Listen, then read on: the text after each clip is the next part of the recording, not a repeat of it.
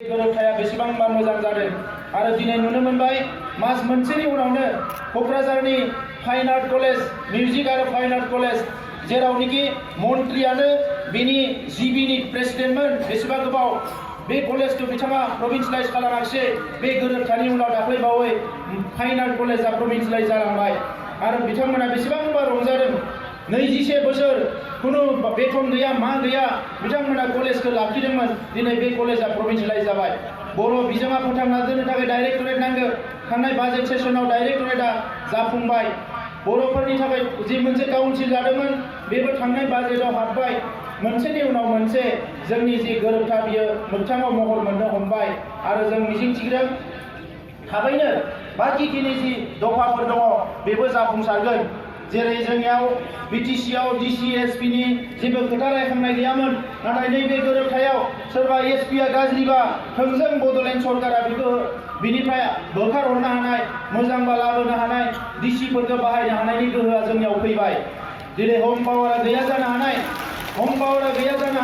नाथाय बेसेबांबा गोहो बेबो मोनसे जोङो मोननो हाबाय।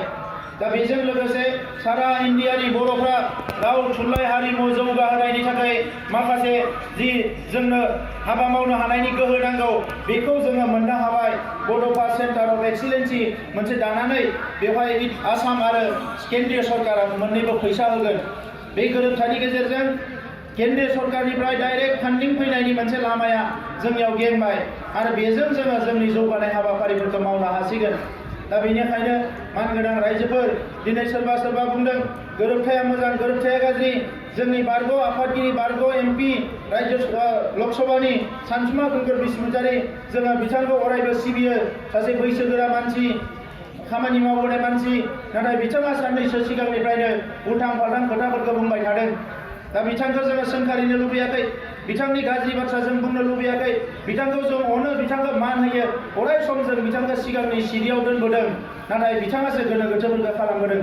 जाय एकर्डखौ बिथाङा खालामदोंमोन बे एकर्डआव मा दोङो मा गैया जोंहा इउजि ब्रह्म बिथाङा दसे उनाव बुंगोन। नाथाय दिनै जों जि एकर्डखौ खालामदों बेवहाय गंब्रै गाहाम इउनिभारसिटि मोननो हादों, साइन्स सेन्टार मोननो हादों। दिनै मेडिकेल कलेजआ दिनै चिराङाव रौमारियाव गायसनजासिगोन। नर्थ इस्टनि मोनसे नर्थ इस्ट रिजननि जेरै मेडिकेल कलेज बेवहाय मोनसे गायसनजागोन। तामुलपुराव हस्पिटाल मेडिकेल कलेज आरो केन्सार हस्पिटाल गायसनजागोन। गोबां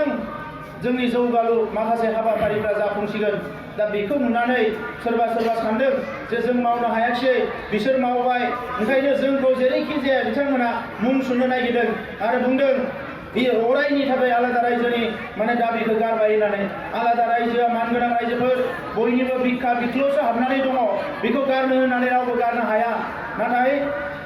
सम आरो बोथोरखौ नायनानै मोनसेनि उनाव मोनसे सुक्ति खालामबोनो गोनां जादों आरो दिनैबो बे बिटिआर गोरोबथायाबो सम आरो बोथोरखौ नायनानै जोंनि हारिया जौगालांनांगौनि थाखाय, जोंनि हाथियार लाग्रा सेंग्राफोरनि जेंनाफ्रा जोबनांगौनि थाखाय, गावनि बिमा बिफाजों मोनसे फैनानै स्टेबल मोजां मोनसे समाज दानांगौनि थाखाय जोंनि केस कुसफोरा उइथड्र जानांगौ। पुलिस मिलिटारिया बांद्राय गोबाव थायोबा थासारिया गाज्रि जायो। बेफोरखौ बोखारजोबनानै मोनसे मोजां समाज दानो थाखाय बे गोरोबथाखौ जों खालामनो गोनां जादों। ओंखायनो बे गोरोबथाया जोंनि हारिनि थाखायनो आं बे खोथाखौ बुंबाय। नोंथांमोन बयनोबो आं बर'आव बेखिनिखौनो बुंबाय आरो दायो जों खौसे जादों। बे सरकारखौ जोङो दाखांनायनि उनाव जोंनि जि आद्रा थानाय सिमांफोर हाबाफारिफोर गोरोबथाखौ मोगथां महर होनाय, जोंनि केडार एनडिपिनि बिथांमोननि केडारफोरखौ रिहेबिलिटेसन खालामनाय गोबां खामानिफोरखौ जोङो मावफुंनो हागोन। मार्टियारफोरनो फैसा होनाय बेफोर गासैखौबो जोङो मावफुंनो हागोन। दा नंखायनो सरकाराव फैनांगौ मास। जाय हाग्रामा महिलारिया बड'लेण्ड बिया, जाय हाग्रामा महिलारिया बे गोरोबथाखौ मोजां मोना, बे मानसियानो जुदि गाबोन पावाराव फैफिननो गोनां जायोबा बर' हारिनि थाखाय जेबो जानाय नङा। दा नंखायनो दिनै बिथांमोना जोंनि उल्थां फाल्थांखौल' बुंनो हायो। सोरबा हाग्रामा महिलारि होन, चन्दन ब्रह्म होन, बिथांमोना दिनै हारिनि थाखाय उल्थां फाल्थां खोथा बुंनो हायो, नाथाय मावनो जेबो हाया। दा बेनिखायनो दिनै जोबोद दुखुनांथाव, जोङो बिथांमोनखौ मुं सुनो लुबैया, बिथांमोननि गाज्रि खोथा बुंनो नागिरा जोंनिनो बिदा फंबाय होननानै, नाथाय बिथांमोना जेफोर रलखौ लायो बियो जोबोद दुखुनांथाव। दा बेनिखायनो नैबे समाव रायजोफोर खौसे जानानै जायफ्रा दिनै 19 बोसोर सासनाव थानानै जेबो मावनो हायाखै, बे मानसिफोरखौ जोङो सासनाव दोनबाय थानायनि खुनु जुक्ति गैया। जोङो बिसोरखौ सोलायनांगोन। गुबुन हारियानो लोब लोब ओंखारबाय, ओंखायनो बर' हारियाबो दिनै जों लोब लोब ओंखारनानै खेबसेनि थाखाय नायगोन जोङो 17 बोसोराव जिखौ मावनो हायाखै बिथांमोना जों बुंदों UPPLआ 5 बोसोराव मावगोन जों होननानै मानोना जोंहा सोरबा दैदेनगिरिफोर बायदि सानथ्रोब हरथ्रोब जौ लोंनानै गामि गामि बेरायनो सम गैया रायजोनि थाखाय मावनो फैदों रायजोनि थाखाय मावगोन बे बेसेबांबा गोबाव दुलाराय बर' फरायसा आफादाव थानानै सोमावसारनाय जांख्रिखांनाय सांग्रांथि लाबोनाय सोलोंथाइ समाजखान्थिनि खामानि मावबोबाय आरो दिनै राजखान्थियाव फैनानै बेसेबांबा गोब्राब हाग्रायाव जुजिनानै फैनाय दैदेनगिरिफ्रा बाहागो लाफैदों जों बयबो बाहागो लानानै जों जुदि हुरागासे सम मोनसे लानानै जोङो मोजां मावोबा जोंनि हारिखौ गेरेमसा हारि खालामनो हायिनि जेबो ओंथि गैया That's what the rise আপোনালোকে ইতিমধ্যে গম পাইছে যে এই চুক্তিটো হৈ যোৱাৰ পিছত আমাৰ অঞ্চল অস্ত্ৰমুক্ত হ'ল ইয়াত শান্তি স্থাপন হ'ল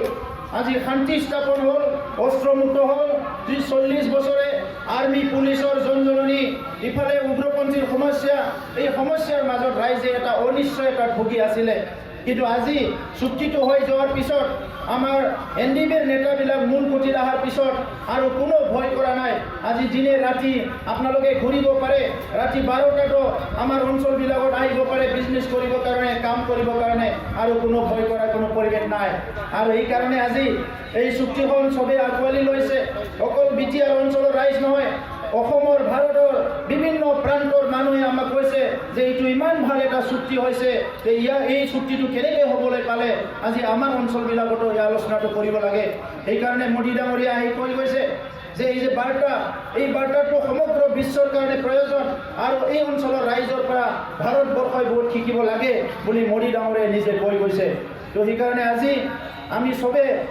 প্ৰধানমন্ত্ৰীৰ আশীৰ্বাদ লৈ হোম মিনিষ্টাৰৰ আশীৰ্বাদ লৈ যি চুক্তিটো হৈছে তেখেতসকলৰ কমিটমেণ্ট লৈ আমি আজি পৰিৱৰ্তনৰ কাম কৰিব লাগিব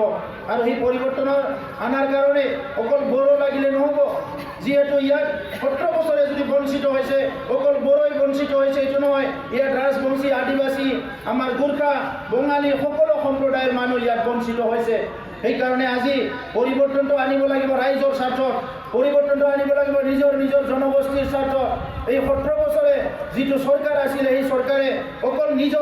নিজৰ কাৰণে কাম কৰিলে ৰাইজৰ কাৰণে একো নকৰিলে আজি দুৰ্নীতি ভ্ৰষ্টাচাৰ যি লেভেলত হৈছে সৰু চাকৰিবিলাকতো লাখ টকা লৈছে আজি তেখেতসকলৰ দুৰ্নীতি এনেকুৱা হৈ গৈছে যে কোনো ডিপাৰ্টমেণ্ট বাকী ৰৈ যোৱা নাই সেইকাৰণে আজি আপোনালোকে দেখিবলৈ পাইছে BCDC লেভেলত কিমান কৰাপশ্যন হৈছে জব কাৰ্ড আইৱাৰ কিমান কৰাপশ্যন হৈছে আজি মানুহৰ ৰেচন কাৰ্ড পোৱা নাই আমাৰ দৰিদ্ৰ মানুহবিলাকৰ মহিলাসকলৰ কাৰণে কোনো আঁচনি নাই খেতিয়কৰ কাৰণে কোনো আঁচনি নাই ছাত্ৰ ছাত্ৰীৰ কাৰণে কোনো আঁচনি নাই নিবনুৱাসকলৰ কাৰণে কোনো আঁচনি নাই দৰিদ্ৰ দুখীয়া মানুহৰ কাৰণে কোনো আঁচনি নাই আৰু দুখীয়া মানুহৰ কাৰণে আইৱা ঘৰৰ পইচা খায় জব কাৰ্ডৰ পইচা খায় দুখীয়া মানুহৰ ওপৰতো লুণ্ঠন চলাইছে এই চৰকাৰে সেইকাৰণে আমি পৰিৱৰ্তন বিচাৰিছোঁ আপোনালোকে বহুত দেখিলে এটা বছৰ নহয় দুটা বছৰ নহয় 15টা বছৰ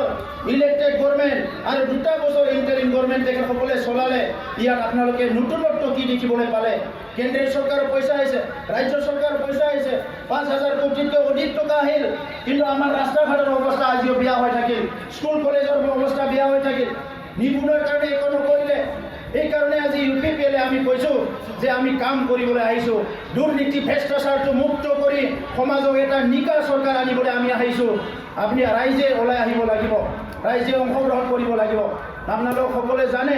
যদি আজি বড়োই পোৱা নাই ইয়াত বিভিন্ন জনগোষ্ঠীও পোৱা নাই কোনোবা যদি পাইছে সবেই অলপ পাইছে পোৱা নাই যদি পোৱা নাই এই কথাবিলাক আজি স্পষ্ট কৰি লওক কোনোবা জাতি জনগোষ্ঠীৰ এজন দুজন মানুহ ধনী হ'ব পাৰে কিন্তু সেই জনগোষ্ঠীৰ কাম একো নকৰিলে আজি সান্থালীসকলে কৈছে আমাৰ স্কুলত মাষ্টৰ লাগে সান্থালী স্কুলত মাষ্টৰ দিলে কি ক্ষতি হয় নেপালী ভাষাৰ মাষ্টৰ লাগে নেপালী ভাষাৰ মাষ্টৰ দিলে কি ক্ষতি হয় কিতাপ কেইখনমান ছপাই দিলে কি লছ হয় এই কথাবিলাক আজি আমি উপলব্ধি কৰিব লাগিব ৰাজবংশী ভাইসকলৰ ডাঙৰ সমস্যাও আছে সৰু সমস্যা আছে ডাঙৰ সমস্যা সমাধান কৰা নাই সৰু সমস্যাবিলাক সমাধান কৰি দিয়ক এইবিলাক কাম কিয় কৰা নাই আজি BTC অফিসখন ইমান দুৰ্নীতি ইয়াত যাই পেলাই কোনো কাম কৰিব নোৱাৰে আৰু এই বছৰত